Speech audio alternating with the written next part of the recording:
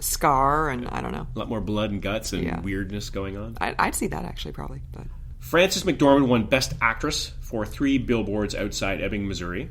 Sure. We sort of saw that coming, didn't we? Yeah, I did say in the preview episode, which you can go back and listen to as episode 10 if you're scoring at home. I did say I felt as though the actress categories were ripe for upsets.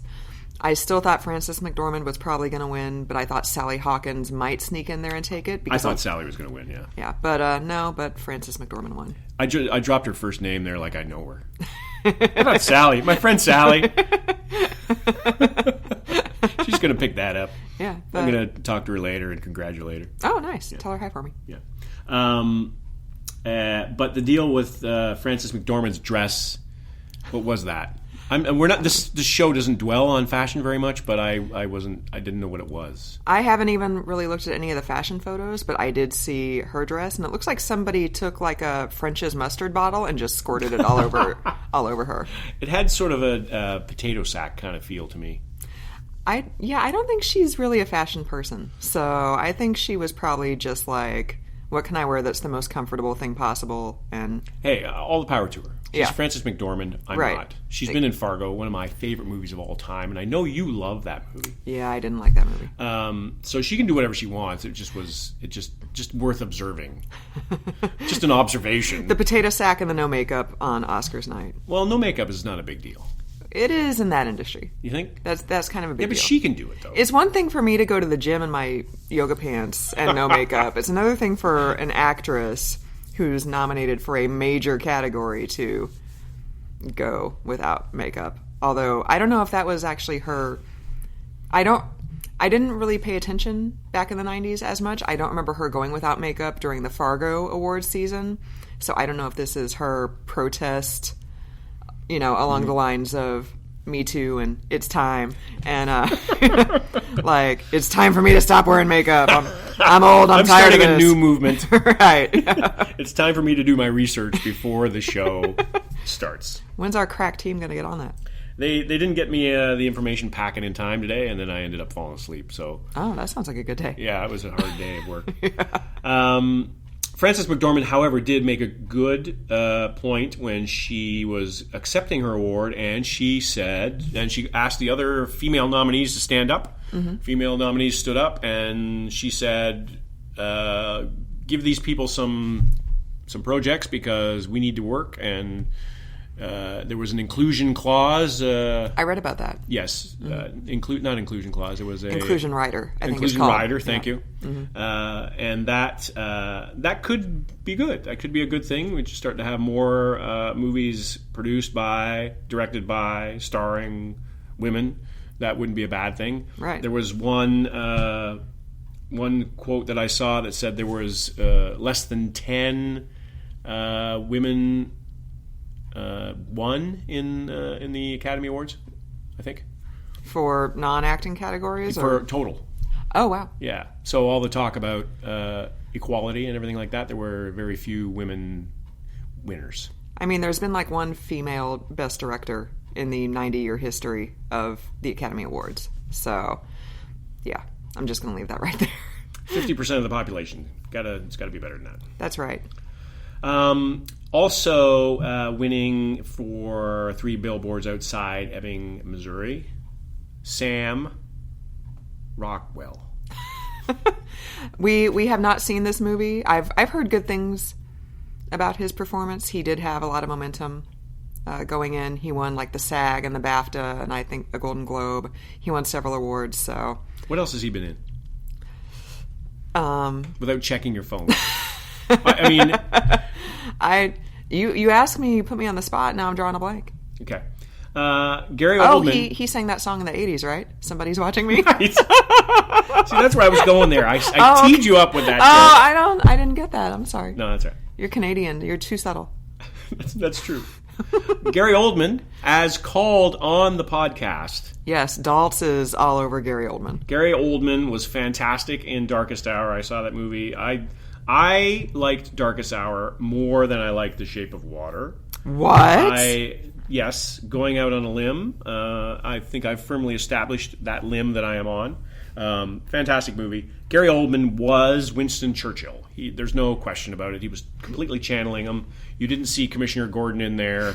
It was just amazing. You love talking about Commissioner Gordon every time we mention Gary Oldman. I'm trying to relate to the people because I think more people have probably seen him as Commissioner Gordon than have Winston Churchill. Not as like Sid Vicious? Oh, he was good in that too. Oh, okay. Yeah, he was good in that. Yeah. Gary Oldman. And what else do we need to talk about? Major awards that we thought were... Who won Supporting Actress? Supporting... Allison Janney for I, Tonya. Janney, of course. Which yep. you have seen I, Tonya. This was another category I thought could be ripe for an upset. Laurie Metcalf in Lady Bird had a feature in the Times the week before the Oscars, so clearly campaigning for it, and she's an industry veteran and everybody loves her. So I thought, even though everybody also loves Allison Janney, I thought maybe there could be an upset, but no, Allison Janney took the award. And I think I called Allison Janney. I believe you did, because you have seen I, Tonya. I've seen that movie, and I saw how fantastic she was, and she was a great villain. And as we've discussed, great villains seem to win the day. See, the bad guy loses in the movie, but wins in the Oscars. This is a good lesson for life. Maybe you should do some kind of empirical research on that, like how many of the acting categories have been won by people who played villains. And that's well, you look at Jack Nicholson as the Joker in Batman. I don't think he won for that. You didn't win anything for that? I don't think so. What about Heath Ledger as as the Joker? Yeah, the that's Joker true. in Batman. That is true. He won, right? Mm-hmm. He was fantastic, but that's a different podcast. Coming soon to a podcast app near you. Random thoughts about the Oscars over the years. How do you think I know we didn't see the show, but what do you think the reception was? Okay, here's where I'm going with this. I want you to comment, and then I'll comment. Okay. But rather than do it that way, I'll just comment, and then I'll set you up. Okay. So I thought usually award shows such as the Oscars and the Grammys and the Cocos and Dalties, they sometimes are tone deaf to what's going on around them. Yeah, it's true. They're oblivious, and they just go on and celebrate their art and pretend that their little bubble is all that matters. I thought the Oscars this year did a really good job of not doing that. Now, I don't think that they had a choice because they had to address the elephant in the room, or many elephants in the room, as the case may be, a whole herd of them. But I thought that they, with having some of the women come up who had been accused or had accused Harvey Weinstein of abuse and that sort of thing, having them come up as a united front.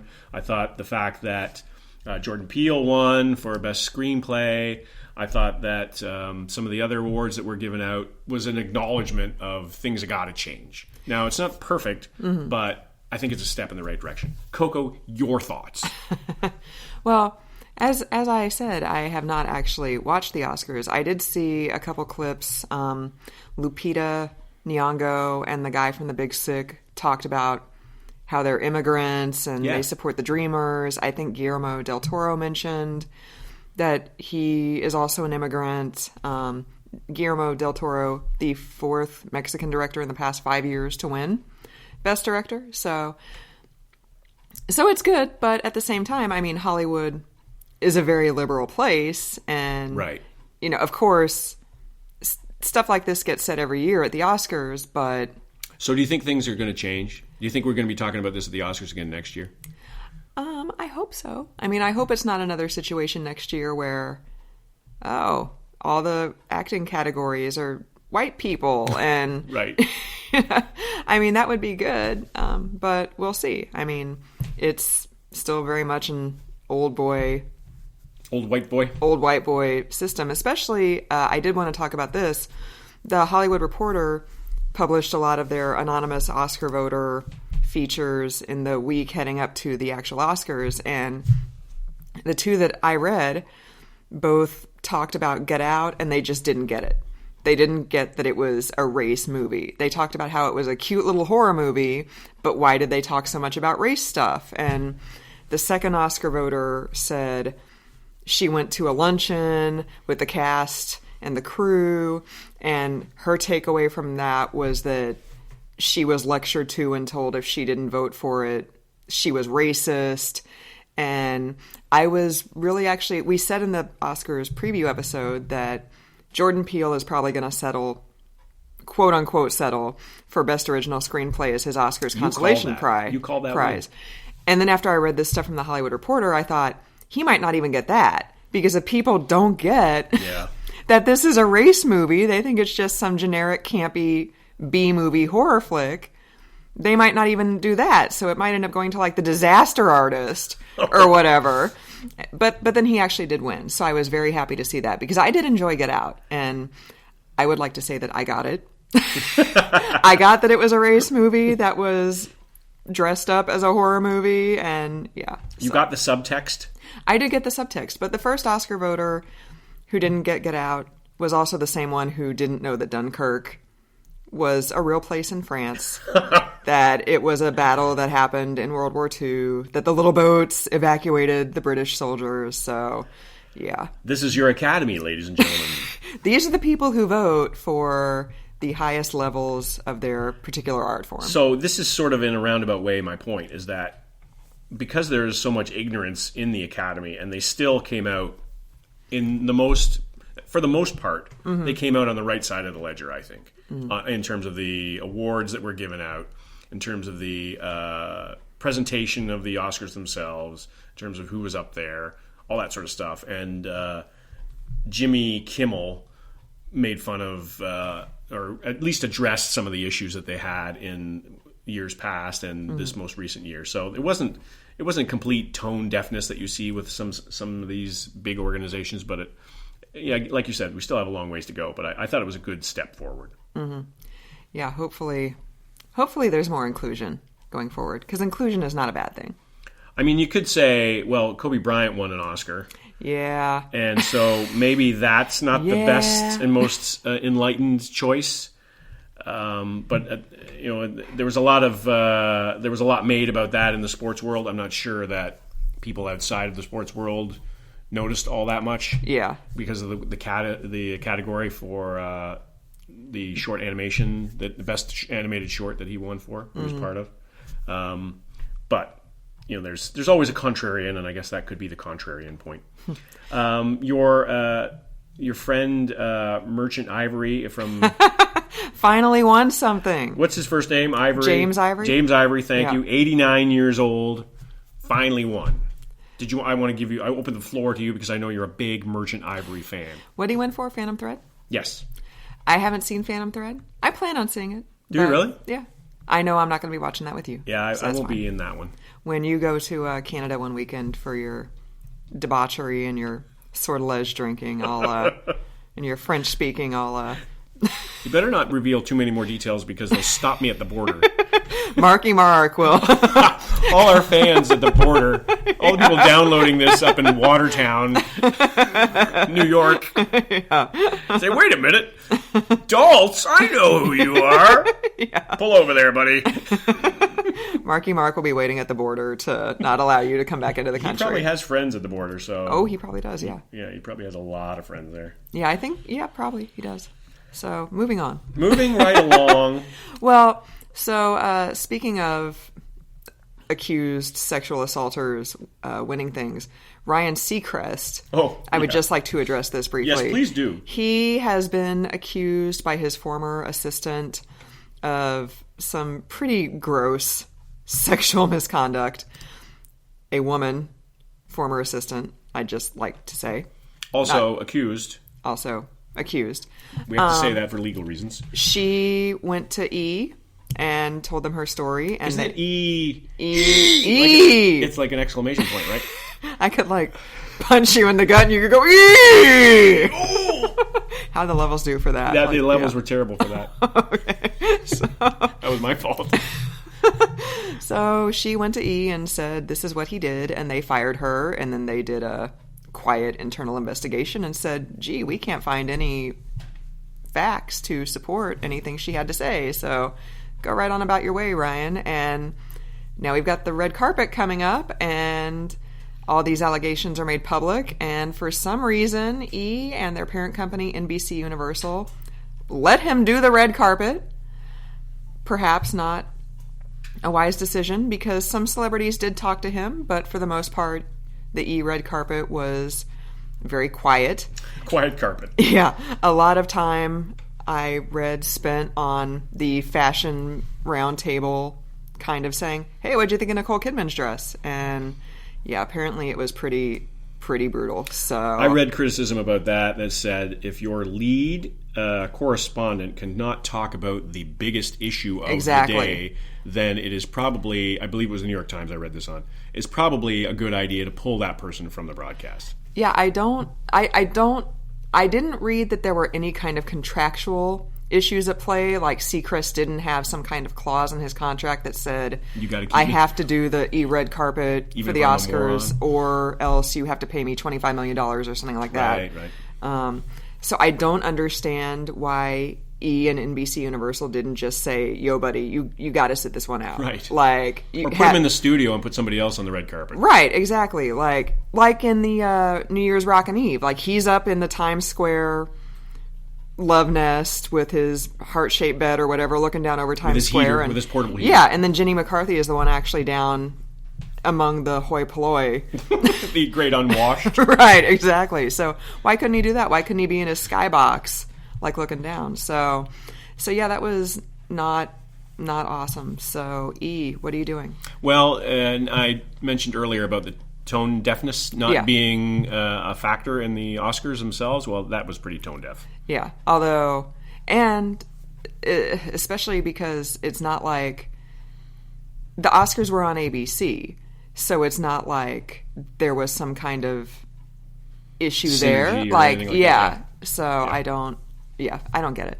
I don't understand why Seacrest has such like a vice-like grip on the entertainment industry, because nobody really likes him. Like, he was... Wasn't he like a reality star? Yeah, he was the host guy on Idol. And where was he before that? I think that was pretty much it. I think he went from like a radio show to somehow being like the Idol. Overnight rocket star. Yeah, kind of thing. And now he's running E. He made us have the Kardashians be a thing because his production company does that show. He's doing Live with Kelly now. So he's responsible for the Kardashians. He is. Like, this is reason enough to cancel him and... Making an abhorrent family famous. Right. Exactly. For doing absolutely nothing. Having no talent whatsoever. And I don't think he's got a lot of talent either, so I don't understand why... Maybe that's his shtick. Maybe he's raising the talentless up. That's true. Only a white guy could fail upwards like that. I'm just going to leave that right there. That's probably a good moment for us to move on. Were there any surprises at the Oscars? Anybody who didn't win that you thought should have? That's really all I know about the Oscars. I didn't get into... So you weren't surprised? Yeah, I didn't really get into the weeds on costume design or score or anything. I mean, we know animated feature was won by Coco, but... Because of the name. Right. I mean, it was a winner all the way around. It was preordained. I think that's the one thing that we whiffed on, was we thought Loving Vincent would win. I thought Loving Vincent was going to take the Oscar simply because, well, I saw both, and I enjoyed Loving Vincent because of the ingenuity and the creativity, and the storyline was still pretty good, and it was actually acted out. It wasn't cartoon characters. The people were acting, and then the art was draped upon it and went from there in an animation form. So it was creative, I thought, and I thought that would have taken the day. But Coco was a good winner too, and it got really well received and good critical acclaim, and is also another movie that is part of the movement, for want of a better term, is it's about a different culture, and it's about a different way of life, and it's about a different country altogether. Yeah. And in a time when Mexico is perhaps thought of as not the most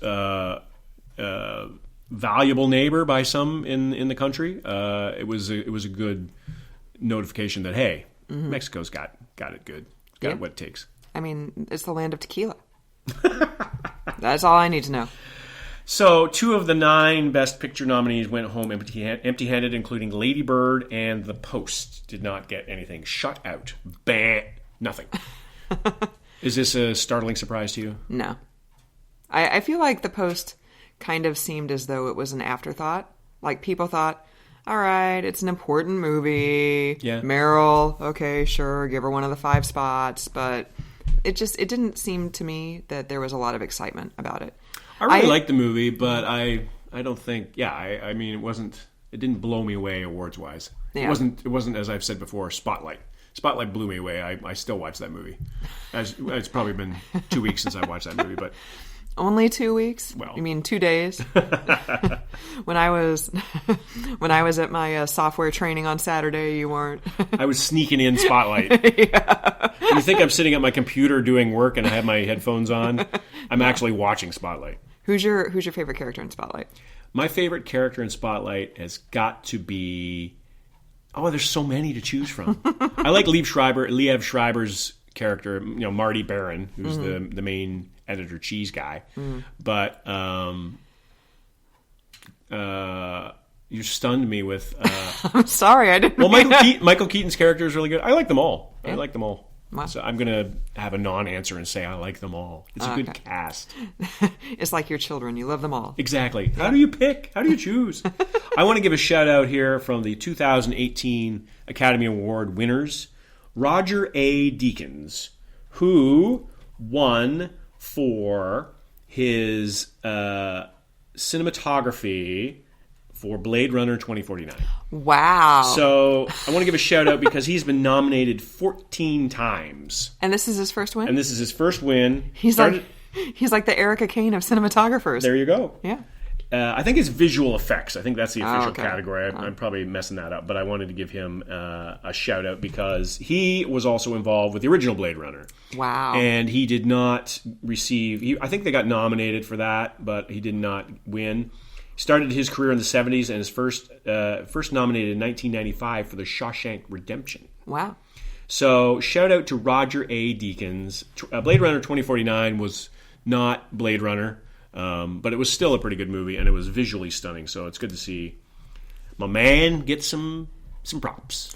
Blade Runner 2049 officially has more Oscars than The Post. There you go.